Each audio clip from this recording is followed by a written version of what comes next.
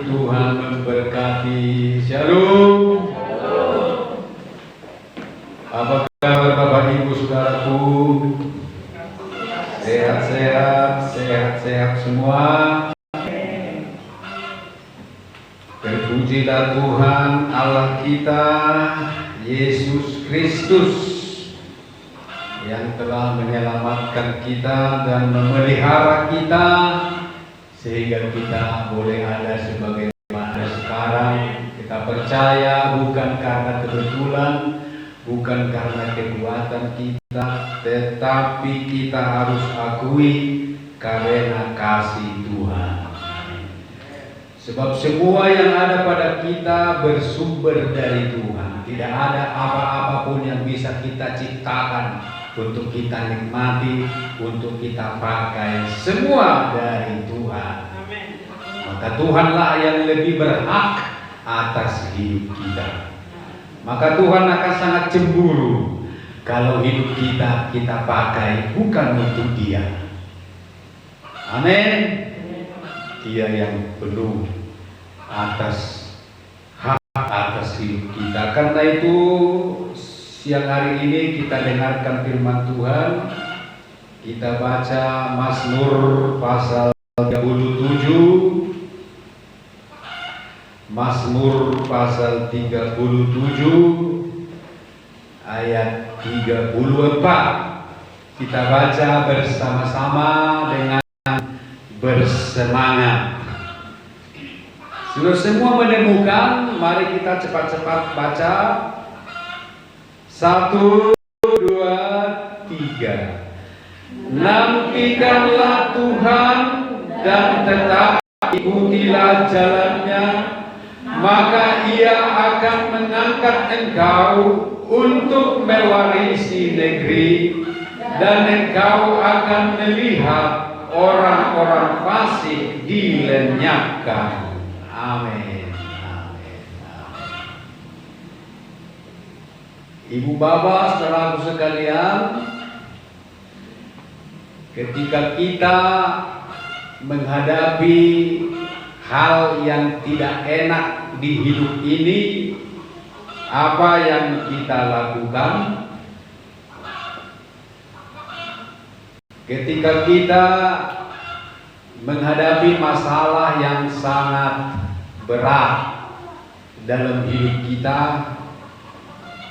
bagaimanakah keadaan hati kita? Apakah yang kita katakan?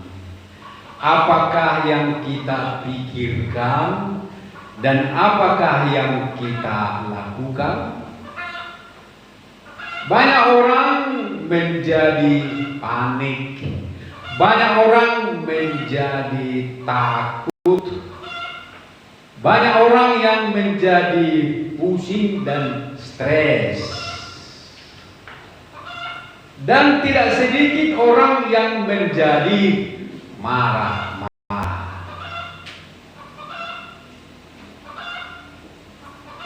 Marah-marah. Ibu bapak hari ini marah karena persoalanmu, kecewa,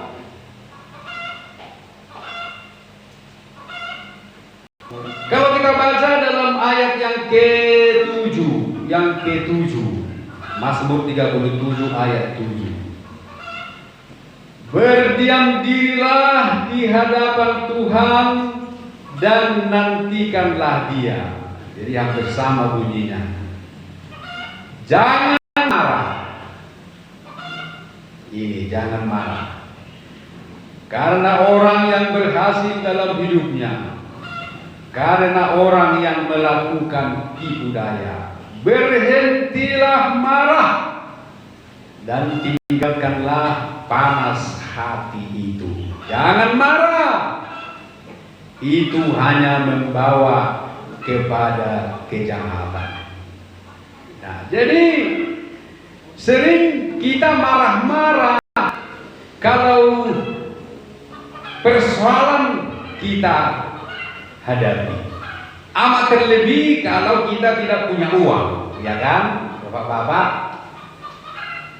Kalau kita tidak punya uang, kita bisa marah-marah, bukan? Bagaimana ibu-ibu? Marah-marahkah kalau tidak ada uang? Itu sudah pasti ya. Tidak, yang benar saja. Coba nanti tak kasih uang. Jadi segala persoalan dalam hidup ini bisa membuat kita dua. Tetapi firman Tuhan katakan dalam pembacaan kita, berdiam dirilah, nantikanlah Tuhan, tetap ikutilah jalannya. Jadi apapun persoalan yang kita hadapi, kita harus tetap, hati kita harus tetap. Kita tidak boleh bergeser dari jalannya Tuhan. Nantikanlah Tuhan dan tetap ikutilah jalannya. Nantikanlah Tuhan. Kita tidak sabar menanti waktunya Tuhan. Sering kita menganggap bahwa persoalan itu bukanlah hal yang baik bagi kita. Padahal menurut Tuhan mungkin baik. Banyak orang tidak mau menanti waktunya Tuhan, mencari jalan keluar, menghalalkan segala cara, bahkan menyimpang dari iman, keluar dari jalannya Tuhan. Nah, Mazmur ini ditulis oleh hambanya, yaitu Daud. Daud ini orang yang penuh dengan masalah. Banyak sekali persoalan dalam hidupnya.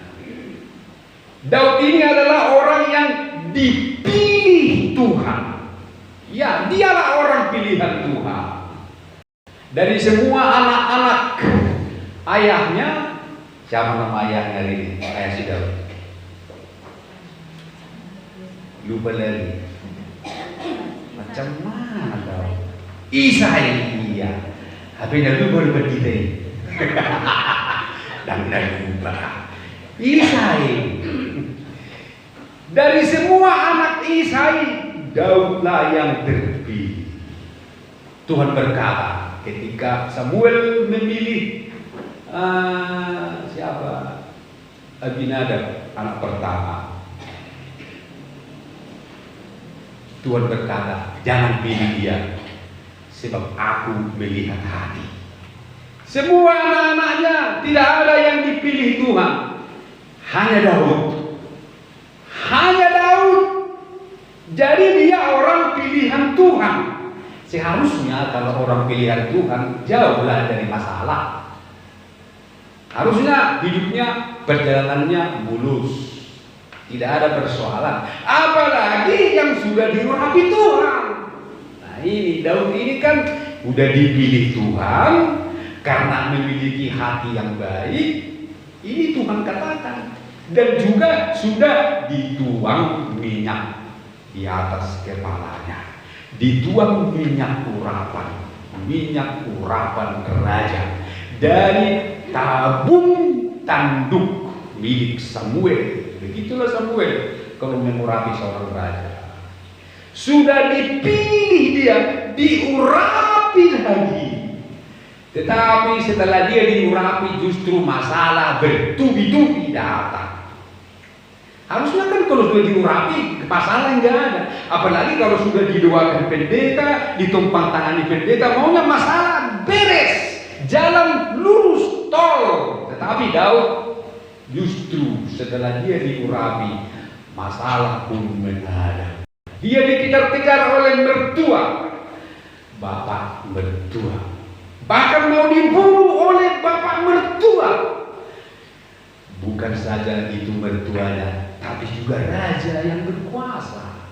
Dia dikejar-kejar, dia dibully terus, dia pernah dilempar tombak ketika dia sedang memainkan musik untuk raja. tapi toh juga dilempar tombak, dihujam dia dengan tombak untuk dia mengelak sehingga tombak itu tancap ke dinding. Dia selamat, dia dikejar-kejar, dia diusir, dia dihalau sampai dia tidak bisa tidur di rumah. Dia harus tidur di hutan, dia harus tidur di gua. Gua ibu bapak itulah yang terkenal dengan nama Gua Adulam. Ke sana dia lari, ke Gua Adulam itu. Bapak dan mamanya pun mau dibunuh oleh raja. Dia bawa bapak dan mamanya, dia titipkan ke raja bangsa lain. Titip dulu bapakku, mamaku di sini sampai keadaanku baik, karena raja mau membunuh aku. Berat persoalan Daud, susah hidupnya, hampir 20 tahun, 10 tahun lebih dia tidak bisa tidur di rumahnya. Dia harus tidur di hutan-hutan yang ganas, di padang gurun yang dingin, di gua yang bau, bersama istri dan anak-anaknya, bersama dengan pasukan-pasukannya. Bukan hanya itu persoalan Daud, dia harus membiayai rumah tangganya, membiayai semua makan minum orang-orangnya. Jadi full. Persoalan Daud ini sempurna. Itulah makanya mereka suatu kali kehabisan makanan, maka dia tahu ada seorang pengusaha yang bernama Nabal sedang menggunting bulu domba. Tidak ada lagi makanan di rumah Daud.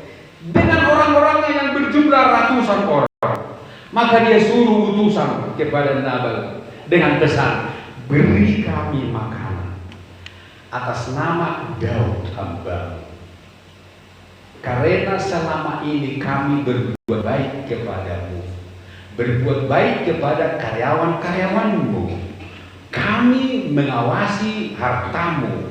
Dengan adanya kami di sekeliling hartamu, perampok-perampok tidak berani mengusik hartamu, maka layaklah kami mendapat makanan darimu. Tetapi apa kata Nabal? Isi orang dan jauh katanya.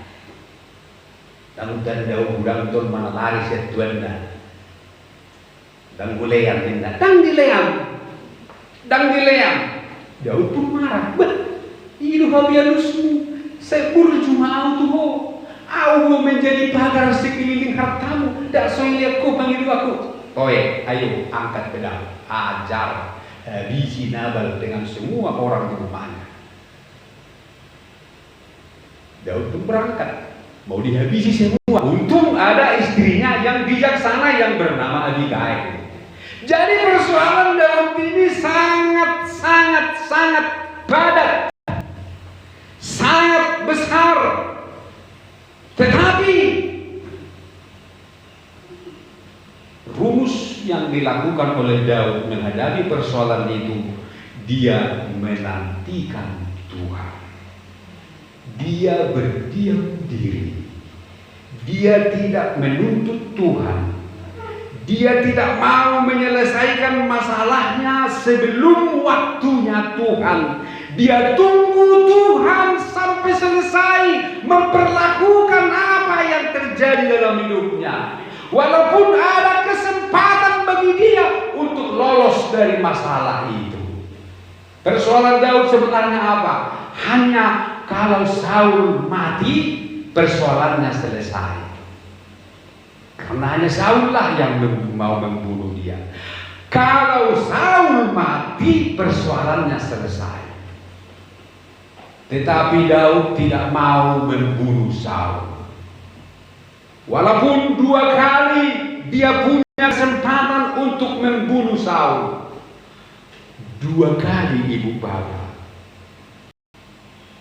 2 kali dia beri kesempatan untuk membunuh Saul. Tetapi Daud tidak mau membunuhnya. Kalau saja dia bunuh Saul, selesai masalahnya. Dia tidak ada lagi musuh. Dia bisa duduk di tahta. dia bisa mewarisi kerajaan. Tetapi itu tidak dilakukan oleh Daud. Dalam 1 Samuel pasal 24 di sana dituliskan bagaimana Daud membiarkan Raja Saul hidup. Sudah di depan mata itu musuh. Teman-temannya, pasukannya, tentaranya sudah bilang, udahlah Tuhan, hajarlah. Ini kesempatan bagimu. Sudah digenapi firman Tuhan. Firman Tuhan yang mengatakan, dan serahkan musuhmu ke dalam tanganmu. Sudah digenapi. Tuhan, hajarlah si Saul itu. Tetapi Daud tidak mau. Dia hanya mengambil pisau, memotong ujung jubahnya Saul ketika Saul sedang BAB. Buang aja. Dia potong. Jadi Saul ini juga orang yang bagaimana ya, masa nggak tahu sedang BAB, dia nggak tahu ada orang di belakangnya. Dia potong pelan-pelan, lalu dia pergi. Setelah Saul selesai kadang buang hajat, keluar dia dari gua, kemudian dari belakang berserulah Daud, "Tunggu Saul." Itu baca di 1 Samuel pasal 24. Itu yang pertama. Yang kedua, ketika dia dikejar-kejar tetapi tidak dibuka, maka Raja Saul dengan pasukannya pun menjadi capek, lelah. Lalu mereka tidur beristirahat. Ketika mereka sedang tidur, tidak ada lagi yang bangun satupun. Panglima Raja Saul yang bernama Abner pun sudah tidur. Sementara ketika dia tidur, ada tombak yang tertancap di pinggir kepala. Saul sudah di depan mata mau dibunuh. Yoab, Abisai dan Asael, inilah bere-berenya si Saul. Jadi bere-berenya si Daud. Jadi Daud itu punya panglima tentara berenya yang bernama si Yoab. Bawahannya lagi si Abisai, adiknya si Yoab, juga berenya, bere si Daud. Dan satu lagi si Asael yang larinya seperti kijang, yang mampu membunuh 800 orang seorang diri, juga bere daripada si Daud. Karena mama mereka itu ibotonya si Daud. Mamanya itu siapa namanya, Irwan? Nggak tahu juga ya. Si ini nggak tahu ya. Ini nggak tahu ini, kalau sampai kau tahu dah ya nggak tahu. Zeruya.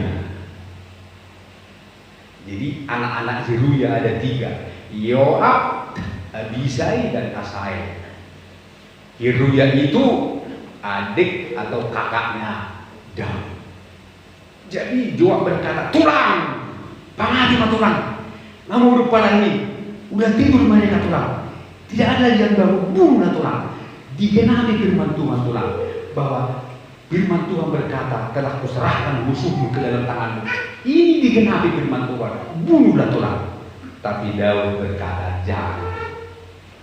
jangan kau jamak orang yang diurapi Tuhan. Dia tidak mau membunuh, padahal kalau dia bunuh selesai masalahnya. Mengapa dia tidak mau membunuh? Karena dia menunggu waktunya Tuhan. Amin. Dia menantikan Tuhan membuat semuanya indah pada waktunya. Dia tidak mau terburu-buru keluar dari masalah itu. Dia sabar berdiam diri menunggu Tuhan.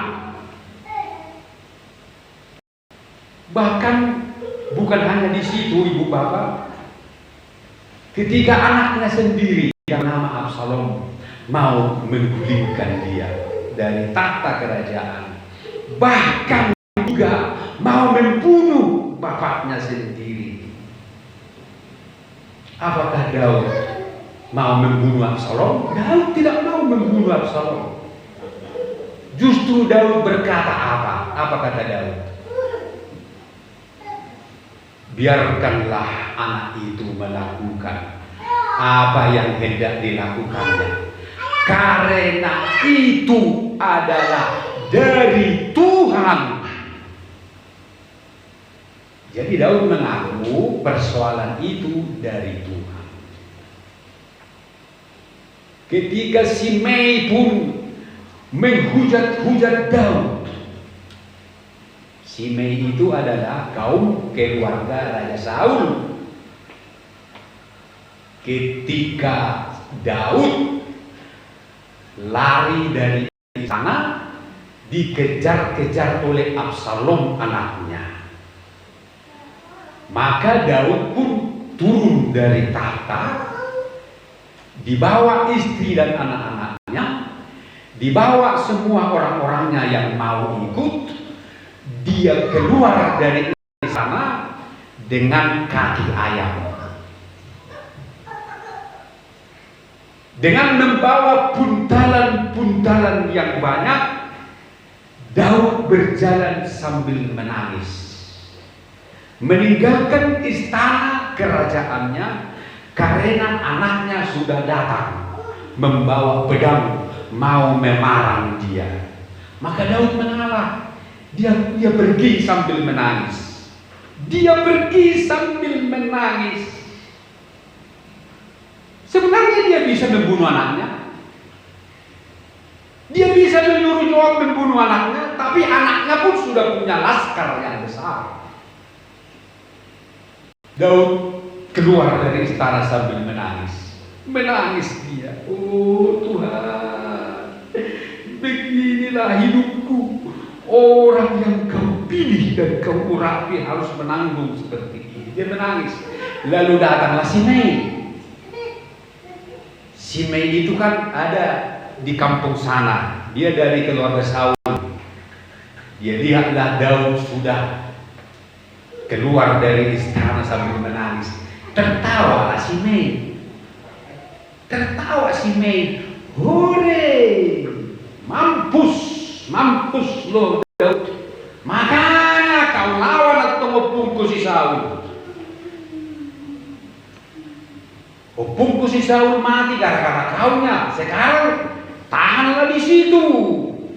Terimalah tumbalnya, terimalah balasannya. Mampuslah kau Daud. Daud pun mendengar ucapan-ucapan itu sambil Simei tebarkan abu di udara, ambil tanah, dihempaskan di depan si Daud sambil berjalan.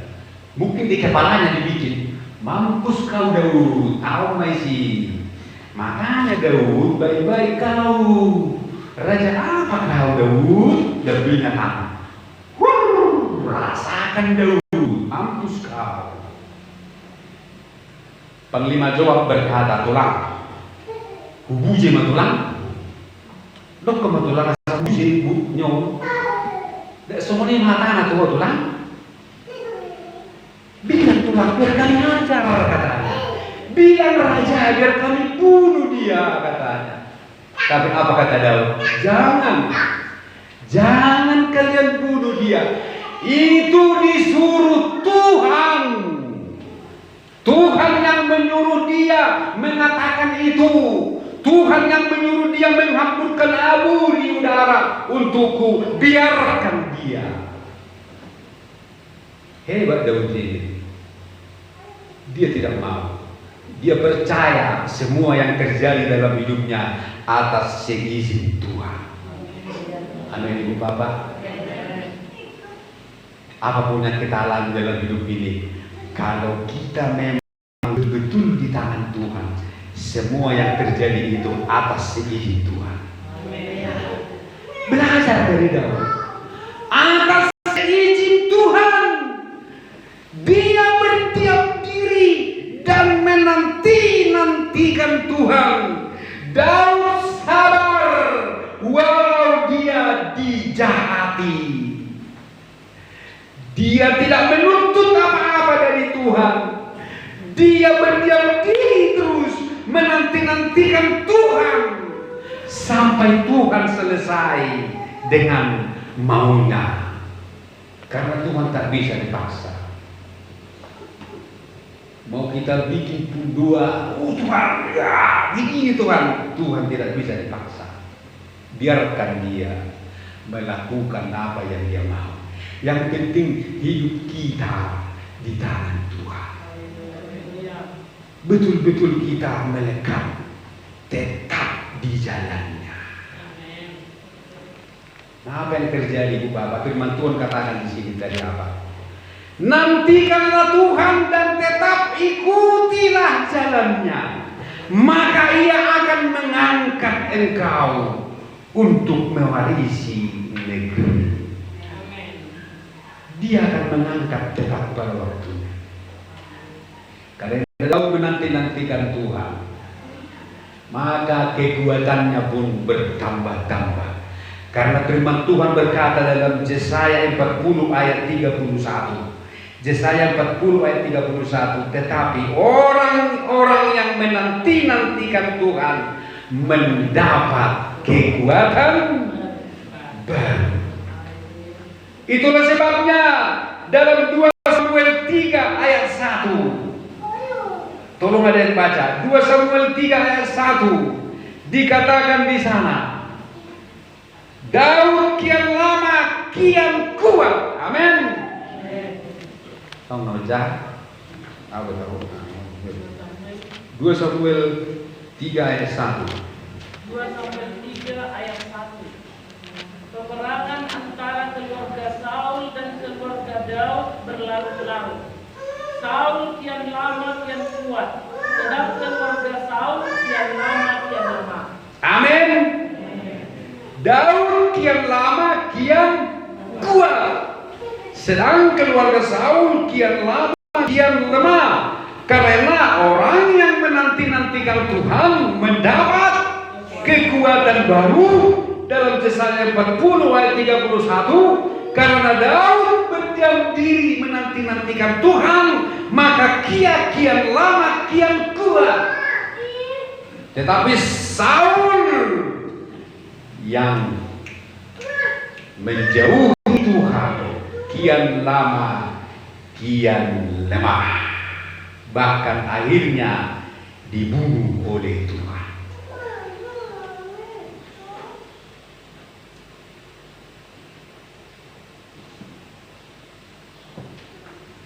Dia dibunuh oleh Tuhan. 1 Tawarik 10. Tolong dibaca lagi. 1 Tawarik 10 ayat 13 sampai 14.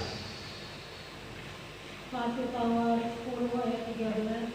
Demikianlah Saul mati karena perbuatannya yang tidak setia terhadap Tuhan, oleh karena ia tidak berpegang pada firman Tuhan, dan juga karena ia telah meminta petunjuk dari Allah. Ayat 14. Dan tidak meminta petunjuk Tuhan, sebab itu Tuhan membunuh dia dan menyerahkan jabatan raja itu kepada Daud bin Isai. Amin. Sebab itu Tuhan membunuh dia dan menyerahkan jabatan raja itu kepada Daud bin Isai. Ini makanya dari pemazmur dia sendiri berkata, nantikanlah Tuhan dan berdiam dirilah, tetaplah ikuti jalannya, maka ia akan mengangkat engkau untuk mewarisi negeri, dan engkau akan melihat orang-orang fasik dilenyapkan. Ini orang-orang fasik dilenyapkan. Dalam Mazmur 91 juga dikatakan begini, walau 1.000 orang rebah di sisimu dan 10.000 di sebelah kananmu, tetapi itu tidak akan menimpamu. Engkau hanya menontonnya dengan matamu sendiri dan melihat pembalasan terhadap orang-orang fasik. Orang-orang yang menanti-nantikan Tuhan mendapat kekuatan baru, dia akan diangkat oleh Tuhan tepat pada waktunya. Yang penting berdiam diri di hadapan Tuhan. Mari kita tingkatkan berdiam diri di hadapan Tuhan. Berdoa. Ibu bapak suka berdoa atau suka ke pesta? Mulai hari Sabtu kurang orang pesta deh. Allah nak dua hari Sabtu nak benar robi.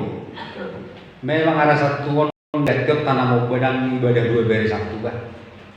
Allah ada bulan pesta hari Sabtu.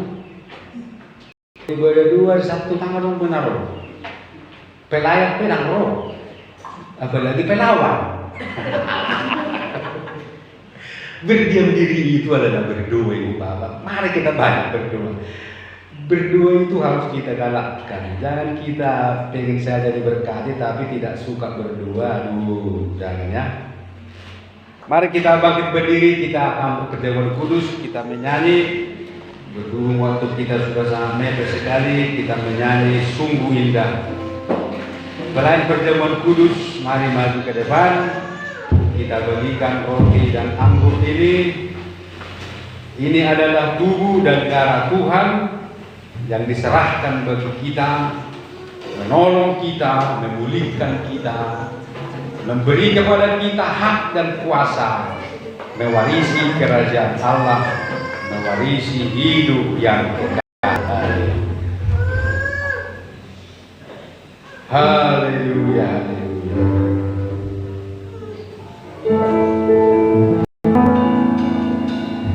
Terima kasih Tuhan. Sungguh besar dan bagi kami Tuhan.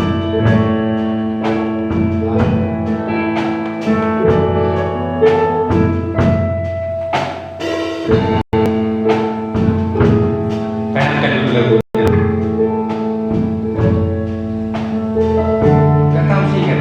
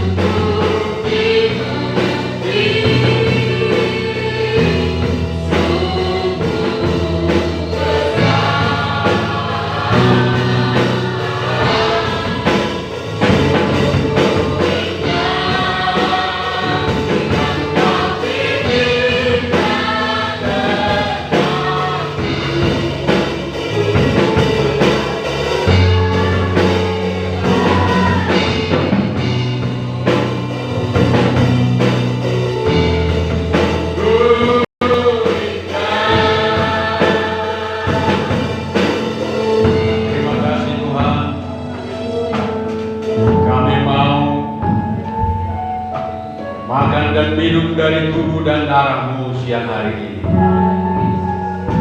Kami buka hati kami, kami serahkan hidup kami, sucikan dan layakkanlah Tuhan, menerima perjamuan yang kudus ini, sebab perjamuan kudus ini menyelamatkan kami, akan membawa kami kepadamu, menyikatkan kami kepadamu, sehingga kita menjadi satu.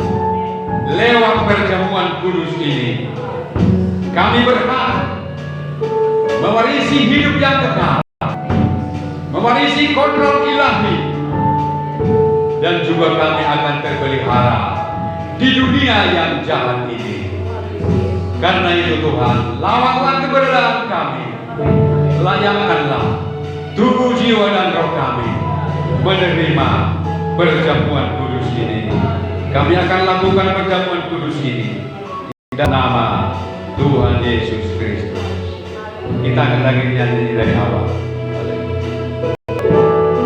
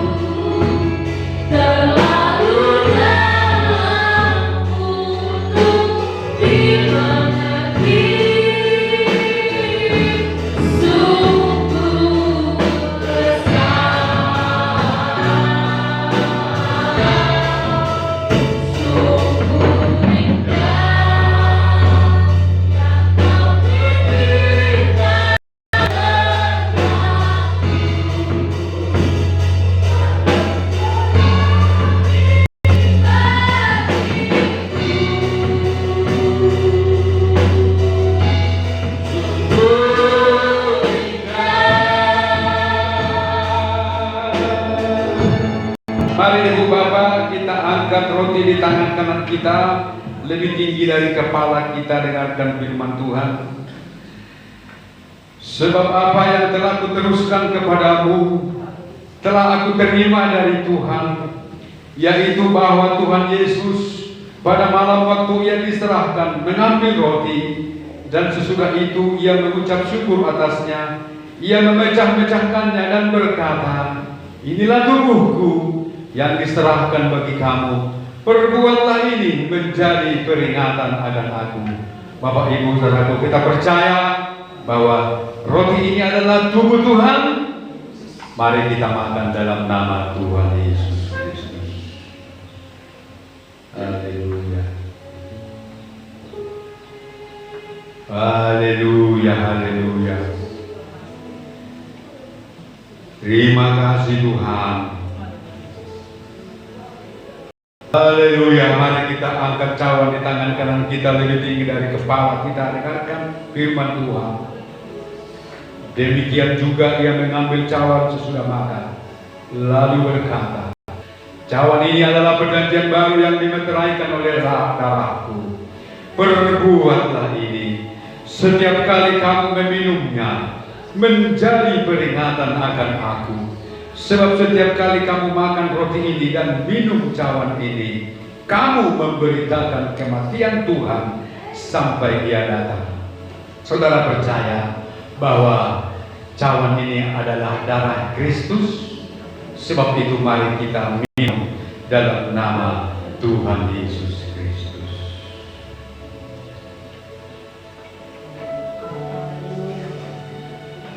Mari kita bersyukur kepada Tuhan. Mari kita sembah Tuhan. Tuhan yang telah menjadi manusia dan menyerahkan nyawanya untuk kita, untuk menyelamatkan kita, supaya kita tidak lagi masuk ke dalam neraka yang jahat, tetapi kita akan masuk ke dalam kerajaan surga yang indah dan mulia. Bukanlah perkara yang mudah, bukanlah perkara yang murah itu surga, tetapi sesuatu yang sangat indah, yang sangat berharga, yang sangat mulia, yang tidak dapat dibandingkan dengan apapun. Sebab itu bersyukurlah, berterima kasihlah kepada Tuhan, sebab oleh pengorbanannya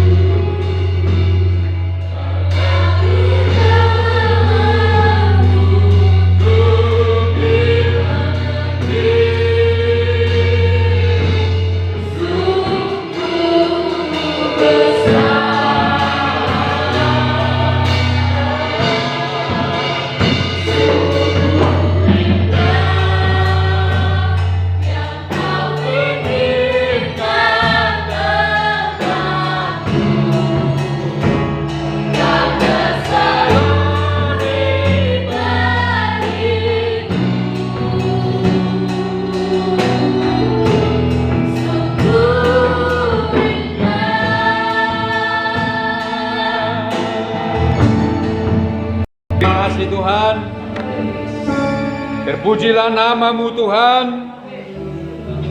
Terima kasih untuk tubuh dan darah-Mu Tuhan. Kami mau setia kepadamu. Kami mau setia mengikut Engkau. Seperti Engkau setia mati bagi kami. Terima kasih Tuhan. Kami percaya tubuh dan darah-Mu membebaskan kami. Tubuh dan darah-Mu memerdekakan kami. Sehingga segala yang mengikat kami dilepaskan. Dalam nama Tuhan Yesus Kristus. Bahkan oleh bilur-bilur-Mu kami menjadi sembuh. Kami dimerdekakan, diberkati, dilindungi oleh Tuhan kemanapun kami pergi. Di dalam nama Tuhan Yesus Kristus. Inilah doa kami Tuhan. Kami akan lanjutkan kebaktian ini. Pimpinlah sampai selesai. Di dalam nama Tuhan Yesus Kristus. Haleluya. Amin. Amin. Amin. Silakan duduk.